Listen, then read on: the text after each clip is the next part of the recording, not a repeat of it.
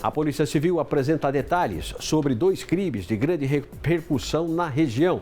Ô, Luiz da Grelli, você acompanhou a coletiva, você está aí na seccional, quais são as informações? Bom dia, Luiz.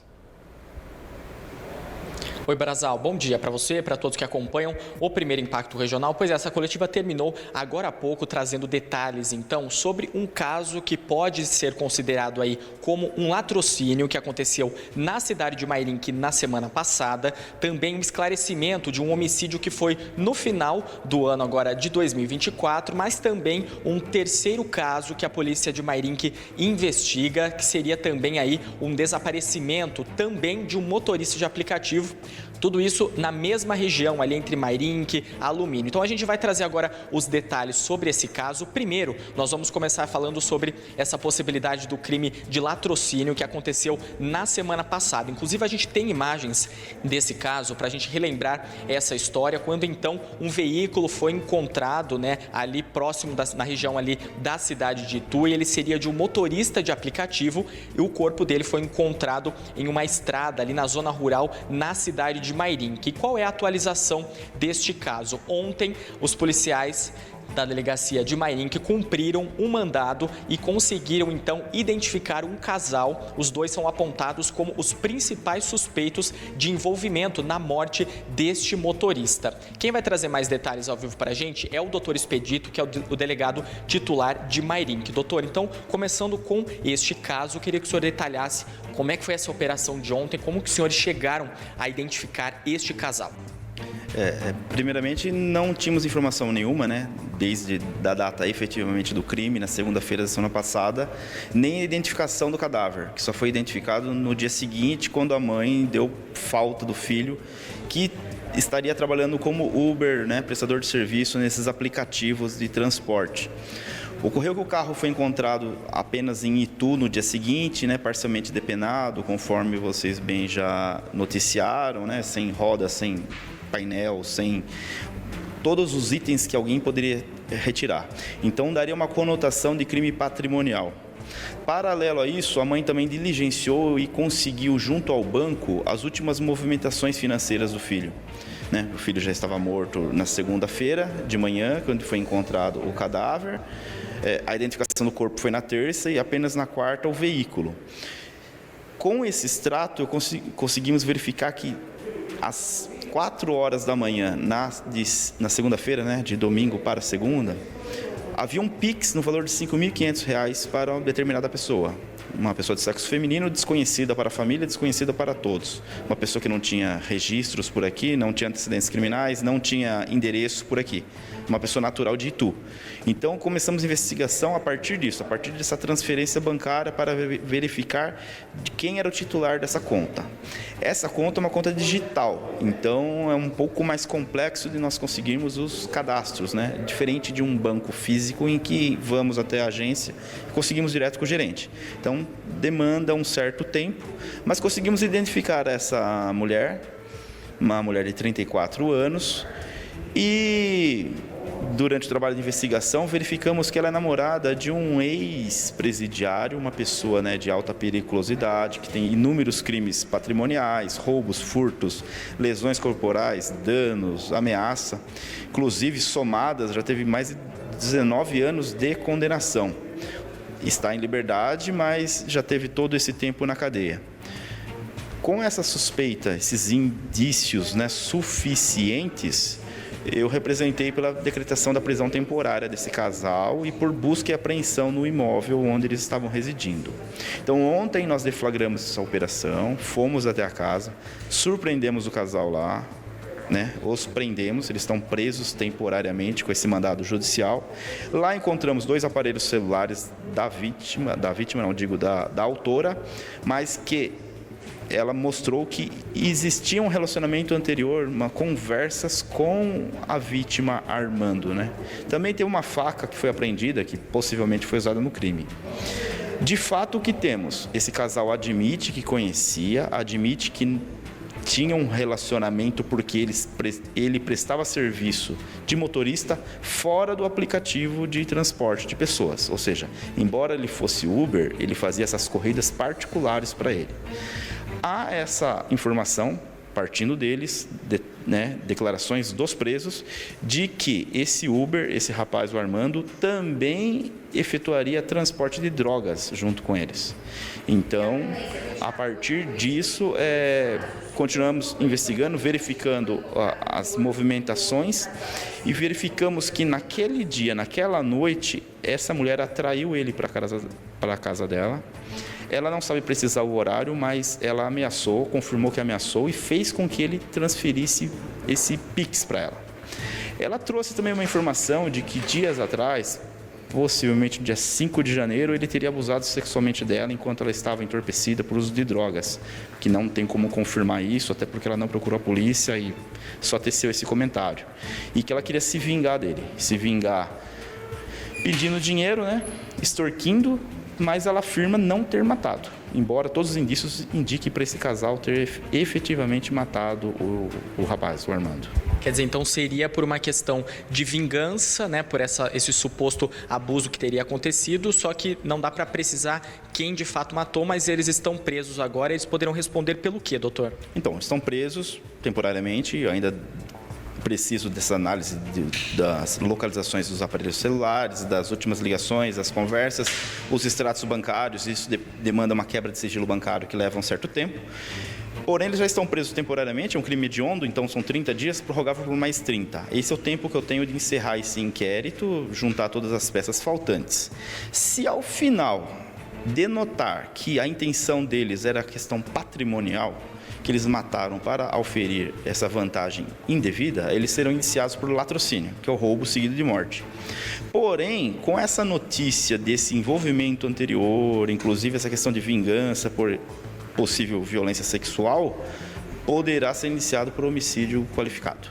Bom, Barazal, então, doutor, trazendo os detalhes sobre esse caso, só que aí o que chama a atenção, né, doutor, é que esta semana, Barazal, teve um outro caso, também ali na região de Mairinque e Alumínio, com um motorista, que também é motorista de aplicativo, inclusive a gente tem imagens também do veículo dele, que foi encontrado também numa situação bem parecida, carbonizado, perto, inclusive, do mesmo local onde o outro carro desse caso que a gente trouxe agora foi localizado. Nesse caso, o motorista segue desaparecido, mas a polícia, né, doutor, considera a possibilidade de um possível envolvimento do casal também neste outro caso, né? Sim, eu não descarto essa hipótese pelas circunstâncias e pela semelhança, digamos assim, dos casos, né? A localização geográfica na cidade de Mairinque foi muito próximo.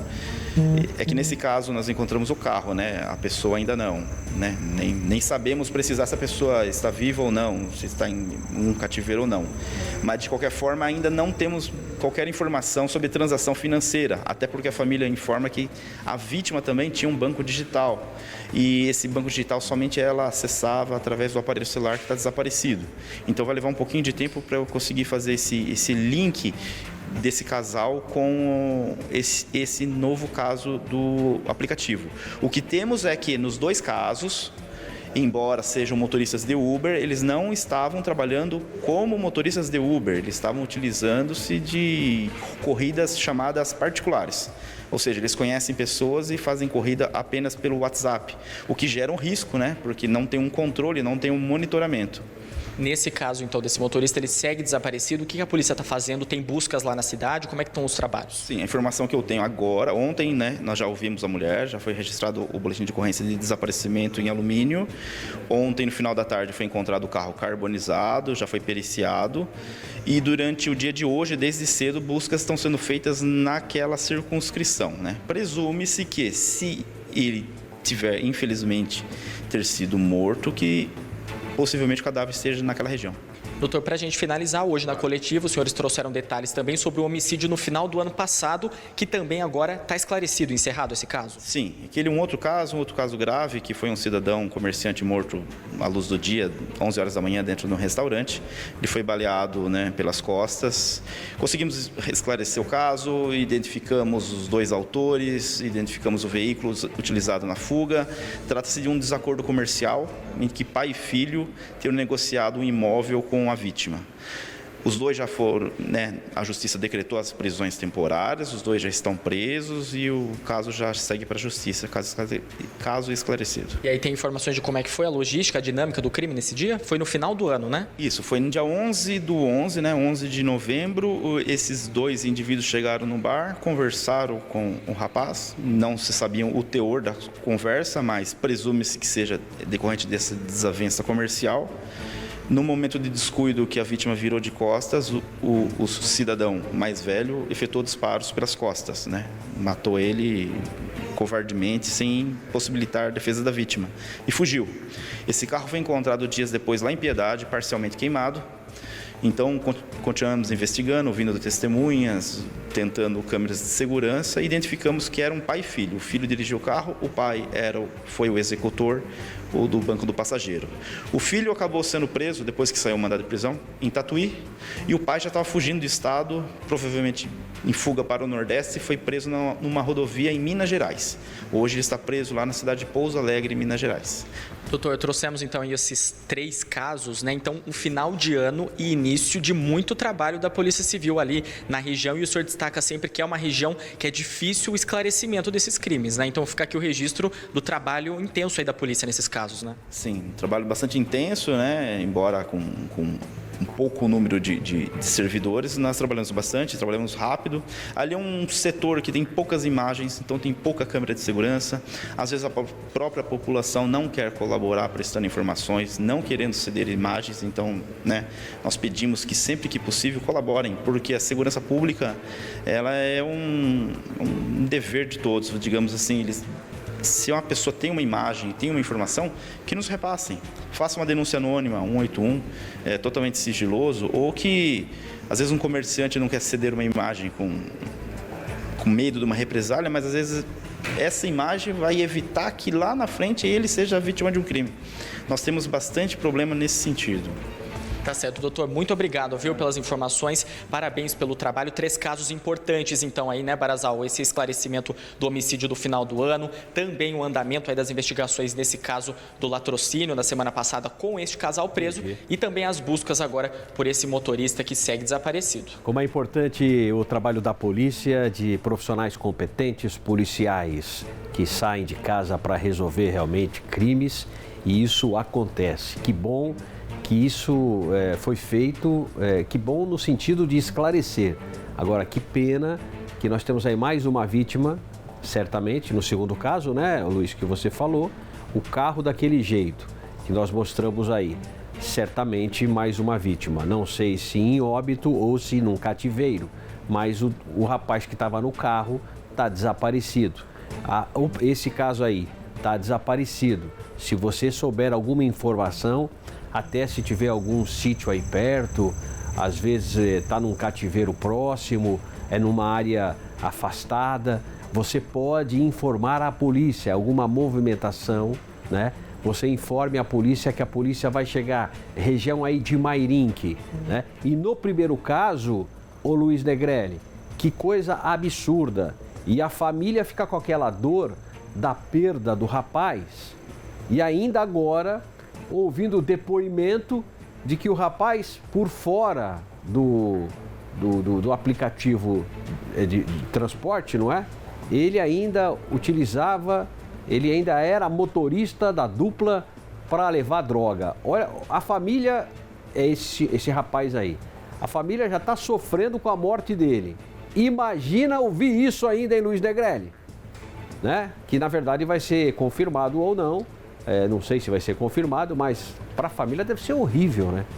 Já foi morto de forma cruel. Ainda de ficar ouvindo essas conversas aí, é complicado, né, Luiz Negrelli?